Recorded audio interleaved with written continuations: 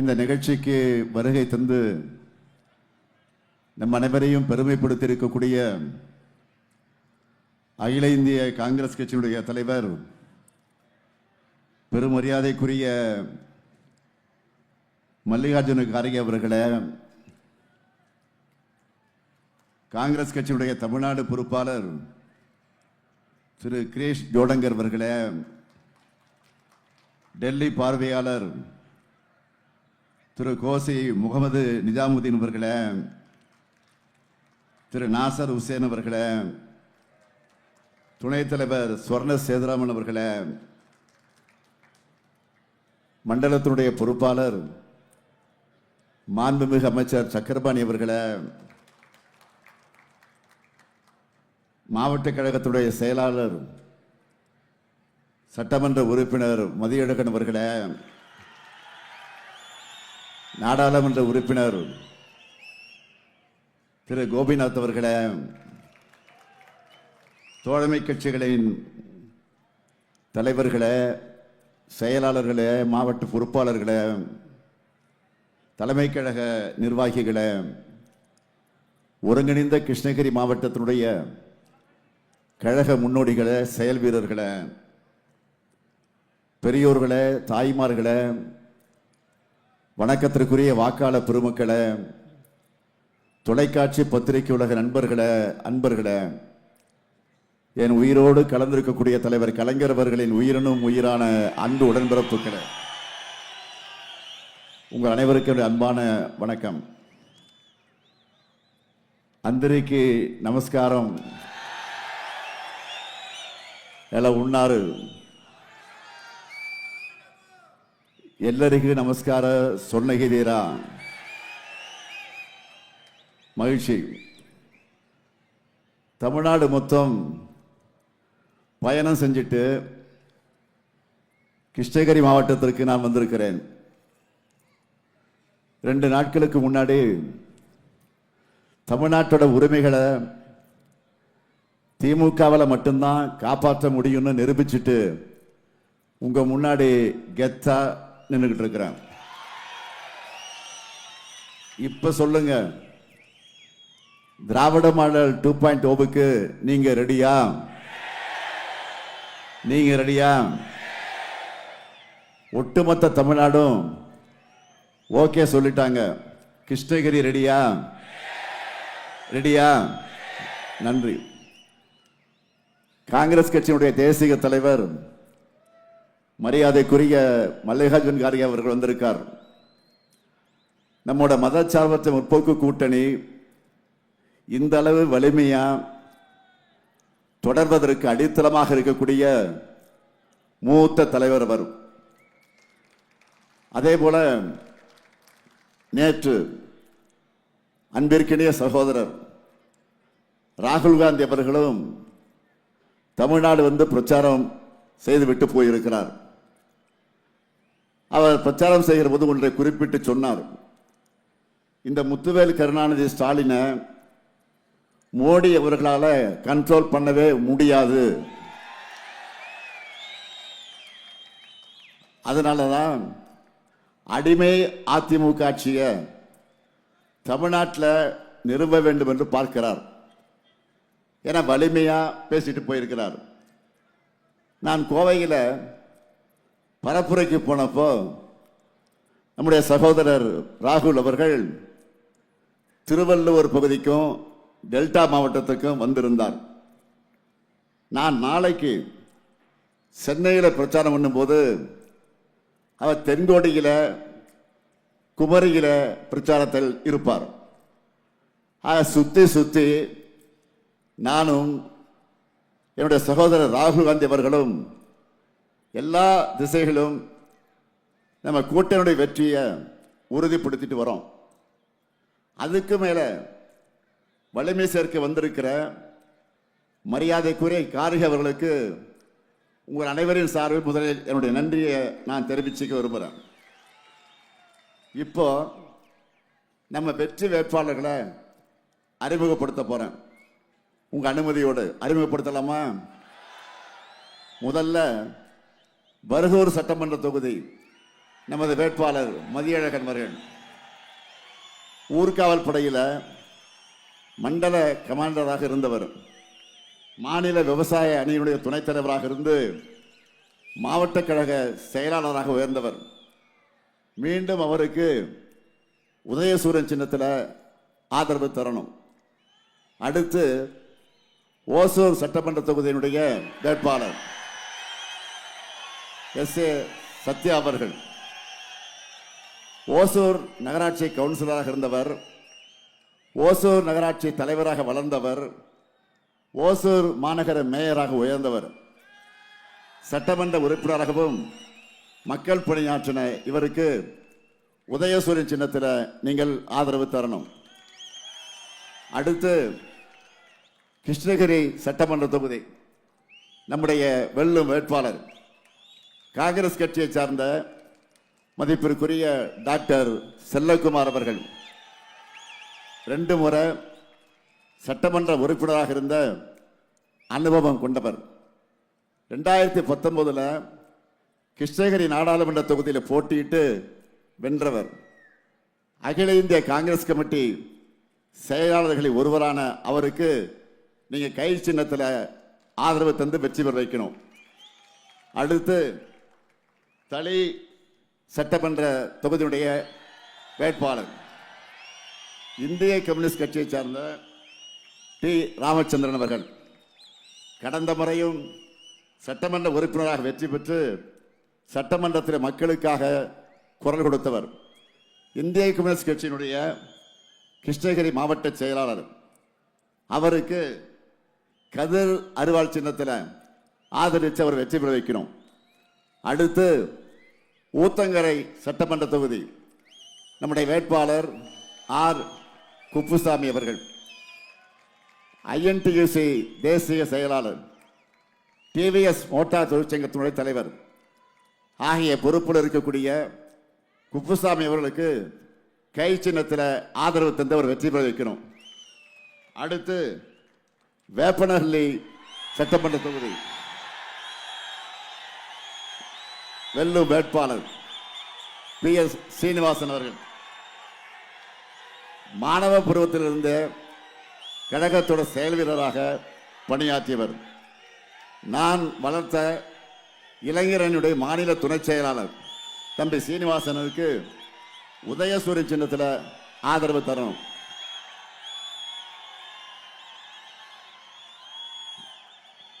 மண்டல பொறுப்பாளர் சக்கரபாணி, மாவட்ட செயலாளர் தளிப்பிரகாஷ், மதியழகன், இவங்க 3 பேரும் கிருஷ்ணகிரியினுடைய முழுமையான வெற்றி உறுதின்னு என்கிட்ட சொல்லிட்டாங்க. இப்போ நீங்க சொல்லுங்க, இவங்களுடைய வெற்றி உறுதியா? உறுதியா? உறுதியா? நன்றி. வேட்பாளர்கள் இப்போ உட்காரலாம். உங்க சீட்டு கன்ஃபார்ம் ஆயிடுச்சு.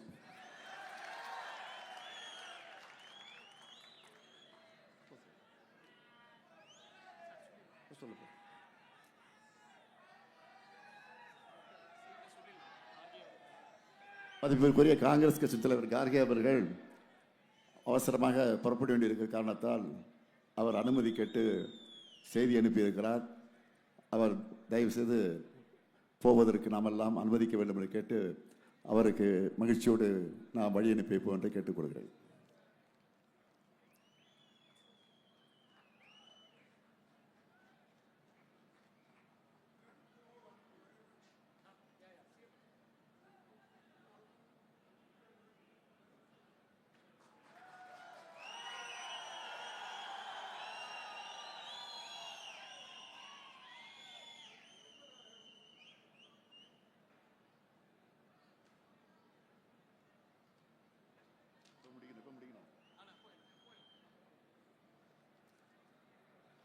கிருஷ்ணகிரி மாவட்டத்திற்காக நிறைய பணிகளை நிறைவேற்றி கொடுத்திருக்கக்கூடிய அந்த உணர்வோடு உரிமையோடு நான் நம்முடைய வேட்பாளருக்கு வாக்கு கேட்க வந்திருக்கிறேன். அந்த முக்கியமான சாதனைகளில் அனைத்தையும் சொல்வதற்கு நேரம் இல்லை. ஆனால் தலைப்புச் செய்தியாக சிலவற்றை மட்டும் நான் சொல்ல விரும்புகிறேன்.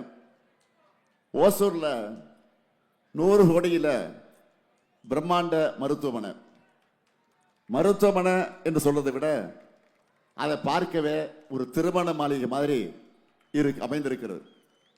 அது மட்டும் இல்லை, தேன்கனி கோட்டை மருத்துவமனை மேம்பாடு, ஆழியாரம் அணைக்கட்டு, தென்பெண்ணை ஆற்று நீர் மூலமா கிருஷ்ணகிரி, தருமபுரி மாவட்டங்களுடைய பல பகுதிகள் பயன்பெறக்கூடிய திட்டம்.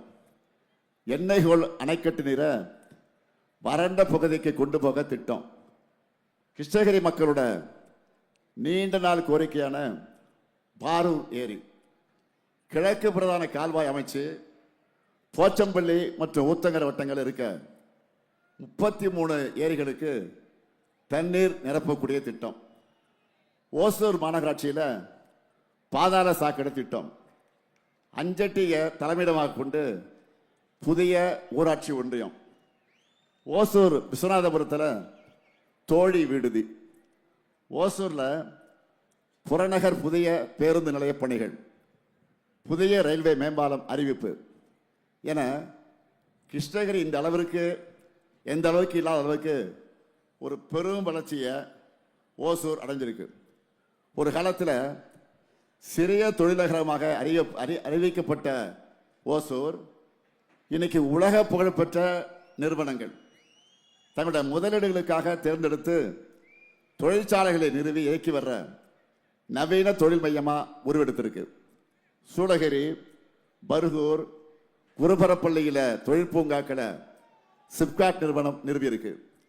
இன்னும் குறிப்பாக சொல்லணும்னா ஓசூர் சிப்காட்டில் ஐநாக்ஸ் திரவ ஆக்சிஜன் உற்பத்தியாளர், டாடா எலக்ட்ரானிக்ஸ் நிறுவ உற்பத்தி தொழிற்சாலை விரிவாக்கம், ஓசூரில் எல்காட் அசன்ட் நிறுவன உற்பத்தி திட்டம், 7000 நபர்களுக்கு வேலை வாய்ப்பு அளிக்கக்கூடிய வகையில் சூளகிரி சிப்காட்டில் வான்வெளி மற்றும் பாதுகாப்பு உற்பத்தி, விமான இயந்திரங்கள், கேர்பாஸ் பாகங்கள் இதெல்லாம் உற்பத்தி செய்வதற்கு ஒப்பந்தம் மேற்கொள்ளப்பட்டிருக்கு. இதுக்காக தான் ஓசூரில் பன்னாட்டு விமானம் அமைக்கணும்னு நாம் கோரிக்கை வைக்கிறோம். ஆனால் ஒன்றிய பாஜக அரசு இதுக்கு மறுப்பு தெரிவிக்கிறாங்க. ஓசூர் வளர்ச்சிக்கு இதை விட துரோகம் இருக்க முடியுமா? தமிழ்நாட்டில் இருக்கிற தொழிற்சாலைகளோட எண்ணிக்கை சமீபத்தில் 40,000 தாண்டி இருக்கு. இந்தியாவோட வளர்ச்சியிலேயே தமிழ்நாடு முக்கிய பங்கு வகிக்குது. இப்படிப்பட்ட தமிழ்நாட்டு வளர்ச்சியை பொறாமை எண்ணத்தோட பாஜக தடுக்க பார்க்குது. இதை கூட தட்டி கேட்க முடியாம பழனிசாமி இருக்கிறார். வாக்கு கேட்டு வந்தா அவங்க வந்தா நீங்க முகத்துக்கு நேரா அவங்க முகத்துக்கு நேரா இந்த கேள்வியை கேளுங்க. முதலமைச்சர் சொல்றது உண்மையா இல்லையான்னு கேளுங்க. தமிழ்நாட்டு உரிமைகளுக்காக பாஜக கிட்ட குரல் கொடுக்க வக்கீலாத பழனிசாமி என்னை பார்த்து கேட்டு இருக்கிறார். நான் காரில் போகும்போது கிரிக்கெட் பார்த்தது தப்பான். பழனிசாமி அவர்கள காரில் போகும்போது கர்ச்சி வச்சுக்கிட்டு முகத்தை மூடிக்கிட்டு போனீங்களே அதுதான் கேவலம். இன்னொன்று சொல்லியிருக்கிறார், ஒரு முதலமைச்சர் கிரிக்கெட் பார்க்கலாமா அப்படின்னு கேட்டிருக்கிறார். முதலமைச்சர் கிரிக்கெட் பார்க்கறது தப்பு இல்லை. முதலமைச்சராக இருந்துட்டு தூத்துக்குடியில் 13 அப்பாவிகளை சுட்டு கொண்ட டிவியில் பார்த்து தான் தெரிஞ்சுக்கிட்டேன்னு வெக்கம் இல்லாமல் சிரிச்சுக்கிட்டே சொன்னீங்களே அதுதான் மாபெரும் தப்பு, மிகப்பெரிய கேவலம். பழனிசாமியை அவருடைய ஓனர் மோடியை பார்த்து தான் கேள்வி கேட்கணும். நேற்று இரவு 8 மணிக்கு பிரதமர் அவர்கள் தொலைக்காட்சியில் பேசியிருக்கிறார். அதை பிரதமர் மோடியின் உரை என்று சொல்வதை விட பாஜக தலைவர் மோடி அவர்கள் அரசியல் உரை என்று தான் சொல்லணும். தேர்தல் நடத்தை விதிமுறை அமலில் இருக்கும்போது தேசிய கொடியின் பின்னணியில் வார்த்தைக்கு வார்த்தை எதிர்கட்சிகளை திட்டி அவர் பேசியிருக்கிறார். தேர்தல் பரப்புரை கூட்டத்தில் பேச வேண்டியதெல்லாம் அரசு சார்பான உரைகளை பேசியிருக்கிறார். இது ஒரு அப்பட்டமான விதிமீறல். டீலிமிட்டேஷன் விவகாரத்தில், சட்ட விவகாரத்தில் நாடாளுமன்றத்தில் முதல் முறையா தோல்வி அடைஞ்ச பதட்டத்தில் அவர் இப்படியெல்லாம் பேசிக்கிட்டு இருக்கிறார். தேர்தலுக்கு நடுவில் இந்த கருப்பு சட்டத்தை கொண்டு வந்தா நாம அசால்ட்டா விட்டுருவோம்னு நினைச்சார். ஆனா அப்படியே உல்டாவா நடந்துருச்சு. தென் மாநில மக்கள் கொதிச்சு போயிருந்தாங்க. அவர் கூட்டணிக்கு படுதோல்வி உறுதியாகியிருக்கு. அதனால் டேமேஜ் கண்ட்ரோல் செய்ய இப்போ என்ன முயற்சி பண்ணுறார்? மகளிர் இடஒதுக்கீட்டை எதிர்க்கட்சிகள் தடுக்கிறாங்கன்னு சொல்லி அப்படிப்பட்ட அபாண்டத்தை அவர் செய்து கொண்டிருக்கிறார். இதுவும் வேலைக்கு ஆகலை. தேர்தல் நேரத்தில் அவர் நம்ம மேலே ஏவ நினைச்ச அஸ்திரம் இப்போ பூமாரம் வாங்கி அவருக்கே வினையாயிடுச்சு, முதலுக்கே மோசமாயிடுச்சு. மோடி அவர்களே, it's a too late. April 17 NDA கூட்டணியோட சாப்டர் க்ளோஸ் ஆக போகுது. பாஜக கூட்டணிக்கு மெஜாரிட்டி இருக்கிற நாடாளுமன்றத்திலேயே என்டிஏ கூட்டணியை நிலைகுலியும் வச்சிருக்கிறோம். அப்போ பாஜகவுக்கு அட்ரஸே இல்லாத தமிழ்நாட்டில் என்ன நிலைமை ஆகுன்னு மட்டும் கொஞ்சம் எண்ணி பாருங்க. தமிழ்நாடு முழுக்க மக்களை பார்த்து சந்திச்சுட்டு தான் நான் தெளிவாக சொல்கிறேன். திராவிட மாடல் அரசினுடைய திட்டங்கள் எல்லா ஊர்லேயும் இன்றைக்கு செம்ம ரீச் ஆகிருக்கு. நான் எந்த வீட்டுக்கு போனாலும் அங்கே பயனாளிகள் இருக்காங்க. நான் பெருமையோடு சொல்கிறேன், இந்த அரசு குழந்தைகள் முதல் முதியவர்கள் வர அனைவருக்குமான நலத்திட்டங்கள் எல்லாம் செஞ்சுக்கிட்டு இருக்கு. எப்படி இதை சொல்கிறேன் என்பதற்கு சில முக்கியமான திட்டங்களை சொல்கிறேன். ஒரு குழந்தை பிறக்கிறதுக்கு முன்னாடியே நம்ம அரசில் பாதுகாப்பான பிரசவம், மகப்பேறு நிதி உதவி திட்டம், ஊட்டச்சத்து பெட்டகம் இதெல்லாம் வழங்கி வரும். 6 வயசில் இருந்து ஊட்டச்சத்தை உறுதி செய்ய திட்டம், பள்ளிக்கு வந்ததும் காலை உணவு திட்டம், அதையும் இனி 8ஆம் வகுப்பு வரை விரிவுபடுத்த போகிறோம். பெற்றோர் இழந்த குழந்தைகளுக்கு எங்களுடைய ஆதரவு கரம் இருக்குன்னு சொல்லி உதவித்தொகை, படிக்க வைக்க அன்பு கரங்கள் திட்டம், அதே போல் தரமான பள்ளி கல்விக்காக எல்லா அரசு பள்ளிகள்லையும் ஸ்மார்ட் வகுப்பறைகள், எல்லா மாவட்டங்களையும் உண்டு உறவிட வசதிகள் கொண்ட அரசு மாதிரி பள்ளிகள், தகைசால் பள்ளிகள், பள்ளியுடைய உட்கட்டமைப்பை வலுப்படுத்த பேராசிரியர் அன்பழகனார் பள்ளி மேம்பாட்டு திட்டம், அரசு பள்ளி குழந்தைகளை வெளிநாட்டுக்கு சுற்றுலா அழைச்சிட்டு போகிறோம். இப்படி இவங்க பள்ளி கல்வியை முடித்ததும் நான் முதல்ல கல்லூரி கனவு, உயர்வுக்கு படி இந்த திட்டங்கள் மூலமாக கல்விக்கு வழிகாட்டுறோம். அது மட்டுமா, கல்லூரியில் படிக்க புதுமை பெண், தமிழ் புது திட்டங்களில் மாதம் 1000 ரூபாய் ஊக்கத்தொகை. அடுத்து அமையவிருக்கக்கூடிய ஆட்சியில் அதையே உயர்த்தி 1500 ரூபாயாக உயர்த்த போகிறோம். கல்லூரியில் படிக்கும் போதே நான் முதல்ல திறன் பயிற்சி தரோம். அதோட கல்லூரியில் படிக்கிற மாணவர்களுக்கு 10 லட்சம் லேப்டாப் கணிகளை வழங்கி உலகம் உங்கள் கையில் திட்டம். உறுதியாக சொல்கிறேன், அடுத்த 5 வருஷத்தில் மேலும் 35 லட்சம் பேருக்கு அந்த லேப்டாப்களை வழங்க போகிறோம். உயர் படிப்புகளை படிக்க வெளிநாடுகளுக்கு போகணும்னு ஆசைப்பட்டால் எல்லா செலவையும் அம்பேத்கர் அயலக கல்வி திட்டம், பெருந்தலைவர் காமராஜர் கல்லூரி மேம்பாட்டு திட்டம், தொழில் தொடங்கணுமா ஸ்டார்ட் அப் தமிழ்நாடு இருக்கு, சொந்தமாக நிறுவனங்களை வச்சிருக்கீங்களா, போட்டித் தேர்வுகளுக்கு தயாராகணுமா முதல்வர் படைப்பகங்கள் இருக்கு, ஆதிதிராவிட மக்களுக்கு அம்பேத்கர் தொழில் முன்னோடி உள்ளிட்ட எண்ணற்ற திட்டங்கள், விளையாட்டுத் துறையில் ஆர்வமா 141 தொகுதிகளில் மினி ஸ்டேடியம், விரைவில் எல்லா தொகுதியும் வரப்போகுது. எல்லா மண்டலத்திலையும் ஒலிம்பிக் அகாடமி அமைச்சிட்டு இருக்கிறோம். சென்னையில் பிரம்மாண்ட விளையாட்டு நகரம் வரப்போகுது. தேசிய அளவிலான போட்டிகளில் பதக்கம் வென்றா அரசு வேலை தரப்போகிறோம். இவ்வளவும் இளைஞர்களுக்காக செய்யப்படுது. அதே போல் உடல் நலனுக்காக மக்களை தேடி மருத்துவம் திட்டம், வீடு தேடி வந்து சிகிச்சை அளிக்கிறாங்க. பெண்களுக்கு கட்டணமெல்லாம் விடியல் பேருந்து திட்டம், மாவட்டந்தோறும் தோழி விடுதிகள், அரசு பணிகளில் பெண்களுக்கு 40 விழுக்காடு இடஒதுக்கீடு, மாதம் 1000 ரூபாய் கலைஞர் மகளிர் உரிமை தொகை. அதுவும் நம்ம ஆட்சிக்கு வந்தோன்னா எவ்வளோ உயரப்போகுது? 2000 உயரப்போகுது. இப்படி பல பெண்களுக்காக பல திட்டங்கள். வீடற்ற ஏழையா கலைஞர் கனவு இல்லம் திட்டத்தில் வீடுகள் கட்டித்தரப்படுது. அடுத்த 5 வருஷத்தில் 10 லட்சம் வீடுகளை கட்டித்தர போகிறோம். 23 லட்சம் பேருக்கு கடந்த 5 வருஷத்தில் வீட்டு மனை பட்டா வழங்கியிருக்கிறோம். அரசு சேவைகள் மக்களை தேடி செல்ல மக்களுடன் முதல்வர் உங்களுடன் ஸ்டாலின் 4000 கோயில்களுக்கு குடமுழுக்குகள். மாற்றுத்திறனாளிகளா இந்தியாவிலேயே முதல் முறையாக உள்ளாட்சி அமைப்புகளில் இடஒதுக்கீடு.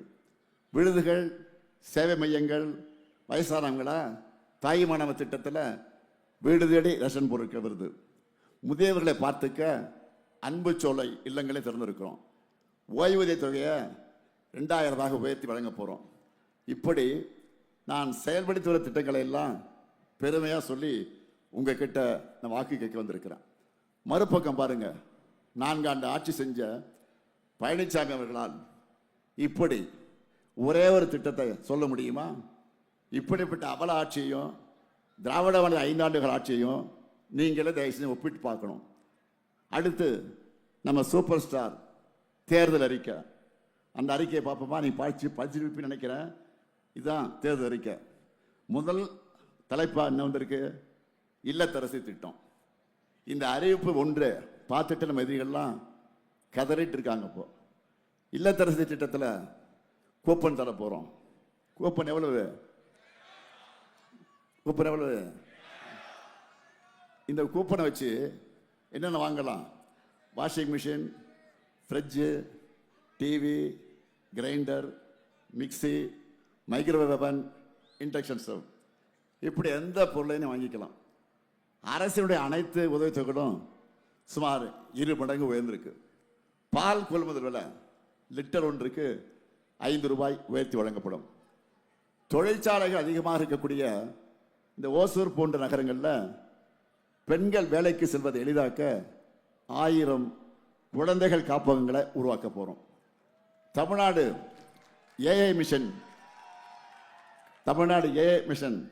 2.0 செயல்படுத்தப்படும். கிருஷ்ணகிரியில் வேளாண் தொழில் பூங்கா அமைக்கப்படும். கிருஷ்ணகிரி மாம்பழத்துக்கு பிராண்டிங் செய்து சந்தைப்படுத்தப்படும். நான் முதல் திட்டத்தில் ஓசூர் பகுதி இளைஞர்கள் 1,00,000 பேருக்கு மின் வாகனம், மின் சாதன உற்பத்தி சார்ந்த திறன் பயிற்சிகள் வழங்கப்படும். இப்படிப்பட்ட வளர்ச்சிக்கான சாதனை ஆட்சி தொடர நம்ம கூட்டணிக்கு நீங்கள் வாக்களிக்கணும். நல்லா புரிஞ்சுக்கிங்க, நாம் போராடுறது ஏதோ திராவிட முன்னேற்ற கழகத்தினுடைய வெற்றிக்காக மட்டும் இல்லை, அல்லது ஒரு கூட்டணியுடைய வெற்றிக்காக மட்டுமல்ல. பெருமையோடு சொல்கிறேன், உறுதியோடு சொல்கிறேன், நம்முடைய தமிழ்நாட்டினுடைய ஒட்டுமொத்த வெற்றிக்காக நாம் போராடுகிறோம். நாடாளுமன்ற தேர்தலில் 40க்கு 40 வெற்றியை கொடுத்தீங்க. அதை வச்சு என்ன பண்ண முடியும் நம்ம எம்பிக்கள் அப்படின்னு கேட்டாங்க. நாட்டு கேஸ் கேட்டாங்க. நிரூபிச்சு காமிச்சிட்டு மாநிலத்துக்கு 40 வச்சு என்ன பண்ணோம்? அப்படி அதனால தான் சட்டமன்ற தேர்தலையும் அப்படி ஒரு முழு வெற்றிக்கான நீங்கள் நான் சாதிக்கக்கூடிய அளவுக்கு, அந்த வெற்றி தேடித்தரக்கூடிய அளவுக்கு நீங்கள் தர வேண்டும். அந்த வெற்றிக்காகத்தான் நான் என்னுடைய சக்திக்கு மீறி பிரச்சாரம் பண்ணுறேன். 200 தொகுதிகளுக்கு மேலே வெற்றி பெற்றால்தான் தமிழ்நாட்டை சுற்றி வர்ற ஆபத்துக்களிலிருந்து பாதுகாக்க முடியும். பாஜக உள்ள வந்துடும் என்று சொல்றது ஏதோ பேச்சுக்கு சொல்றதில்ல. திமுக தலைமையிலான மதச்சார்பற்ற முற்போக்கு கூட்டணியை தவிர்த்து வேறு யாருக்கு வாக்களித்தாலும் அது நேரடியாக பாஜகவுக்கு போடுகிற வாக்கு தான். தப்பி தவிர அவங்க வந்தால் நான் இவ்வளவு நேரம் தொண்டை வலிக்க பட்டியல் போட்டு சாதனை திட்டங்கள் எல்லாம் சொன்னேங்க, அதெல்லாம் நிறுத்திடுவாங்க. தமிழ்நாடு முழுக்க மதக்கலவரம் பண்ணுறது மட்டும்தான் காலங்காலமாக அவங்களுடைய ஒரே அஜெண்டாவாக இருக்குது. தஞ்சாவூர்லேயும் மதுரையிலையும் அதை ஆரம்பிச்சுட்டாங்க. கண்கூட பார்த்தோம். இப்படிப்பட்டவங்கிட்ட அந்த ஆட்சி போனால் என்ன நடக்கும்னு நாம் கற்பனை பண்ணியெல்லாம் பார்க்க முடியாத அவசியமே இல்லை. உத்தரப்பிரதேசம், பீகார், மணிப்பூர் என கண்ணு முன்னாலேயே நிறைய எடுத்துக்காட்டுகள் இருக்குது. நேரடியாகவும் சரி, மாநில கட்சிகள் மூலமாகவும் சரி, மறைமுகமாகவும் சரி, பாஜக உள்ளே புகுந்து உருப்பட்ட ஒரு மாநிலம் கூட இந்தியாவில் கிடையாது. சங்கிப்பட உள்ள நுழைஞ்சால சர்வநாசம்தான். அப்படி ஒரு கட்சியின் கூட்டணிக்கு தமிழ்நாட்டின் நலன் மேலே அக்கறை உள்ளவங்கள ஒரு வாக்கு கூட விடக்கூடாது. திமுக அரசு இருக்கிற காரணத்தால் தான் தமிழ்நாடு காப்பாற்றப்படுகிறது. திமுக அரசு இருப்பதால் மட்டுமே தமிழ்நாடு காப்பாற்றப்படுகிறது. தமிழ்நாட்டுக்குள்ள இருக்கக்கூடிய கட்சிக்குள்ள எத்தனையோ கருத்து வேறுபாடுகள், கொள்கை வித்தியாசங்கள் இருக்கலாம். ஆனால் எந்த கட்சியையும் மக்களை பிரித்து வன்முறை தூண்டிவிட்டு அதில் குளிர் காய மாட்டாங்க. ஆனால் பாஜக அப்படி இல்லை. பாஜக என்பது ஒரு அழிவு சக்தி. அதை உள்ளே விட்டால் நம்ம மாநிலமும் இருக்காது, மாநில கட்சிகளும் இருக்காது. என்டிஏ என்பது தமிழ்நாட்டை மதத்தாலே துண்டாடும், இந்தியை திணிக்கும். தொகுதி மறுவரையால் தமிழ்நாட்டு மக்களை அதிகாரமற்ற அகதிகளாக ஆக்குவார்கள். ஜம்மு காஷ்மீர் போல, புதுச்சேரி போல யூனியன் பிரதேசமாக்கி அராஜகம் செய்யும். அதனால தான் சொல்கிறேன், தமிழ்நாடு வெர்சஸ் என்டிஏ எனும் இந்த ஜனநாயக போரில் தனிப்பட்ட அரசியல் விருப்பு வெறுப்புகளுக்கெல்லாம் அப்பாற்பட்டு நம்முடைய தாய் தமிழ்நாட்டை காக்க மேடையில் இருக்கக்கூடிய வேட்பாளர் அத்தனை பேருக்கும் அவர்களுக்கு உரிய நம்ம சின்னங்களில் மதச்சார்பற்ற முற்போக்கு கூட்டணியை தான் ஆதரிக்கணும். நாடு வளம் பெற, நல்லாட்சி தொடர்ந்திட, தமிழ்நாடு தமிழ்நாடாக என்றும் இருக்க ஆதரிப்பேர் முற்போக்கு கூட்டணியை. தமிழ்நாடு வெல்லட்டும், தமிழ்நாடு வெல்லட்டும், தமிழ்நாடு வெல்லட்டும். நன்றி, வணக்கம். எங்க கதை அகர முதல தொட்டு தாடி கிளம்பு உதிச்சது உதய சூரியப்பா, ஆட்டம் போட்ட கொட்டிய புதிச்சதா, மரமாட்டம் வெளிச்சம் கிடைச்சதா.